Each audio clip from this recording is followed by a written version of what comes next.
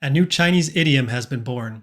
It comes from the overly picky behavior of a landlord. Here's the story. Ms. Chen signed a rental agreement with a landlord, Mr. Guo, in Jiangxi, China. Her child, and a roommate were living in the apartment, but they were only there for 1 month before they had a dispute with the landlord due to noise complaints about the child. So they decided to terminate their rental agreement, and this is where the landlord's excessive behavior came into play. The landlord used a light on a pole to carefully inspect all areas of the house: walls, beds, cabinets, door frames, and pretty much everything. Wherever he went, he claimed to find damage and wrote out a long list of repairs and their associated costs. As an example, he said the shower equipment needed to be replaced for a fee of 800 yuan, even though it was working normally. In total, the bill came to 10,884.95 yuan. For comparison, the rent is only 1,200 yuan per month. The tenants didn't agree with his compensation list, suspecting the landlord of trying to extort money from them. After multiple discussions involving the village committee, the landlord, and the local police, an agreement was reached on October 8th for each tenant to pay the landlord 2,000 yuan in compensation, totaling 4,000 yuan. But that wasn't it for Mr. Guo. He started harassing Ms. Chen